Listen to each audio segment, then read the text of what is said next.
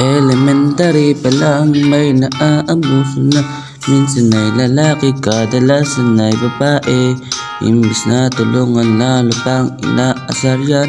Tapos ang laging tinutulungan sa mga sigal na lalaki sa amin. Nang ako'y mag-high school ay nakakaranas ng gayan. Oo, ako'y lalaki, hindi ako babae. Sa halip tulungan, lalo pang inaapihan. O lalaki ako pero mahina rin naman ang pisikal. Simula nang malaman ko na ang batas, hindi na ako nangangamba. Natuto ko maging matatag, lalo kung nasa tama pa yan. Hindi ko alam kung ano bang meron ba, basta't ako tumutunan sa kanila. Sino bang nakalam ng batas, ituro natin ang maayos sa kanila.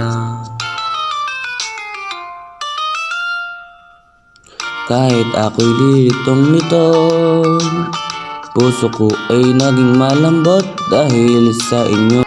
Isang tingin nyo lamang at ako ay tinatablan. Ang aking pagkalalaki ay nabubuhayan na para makatulong sa mga naaaboso.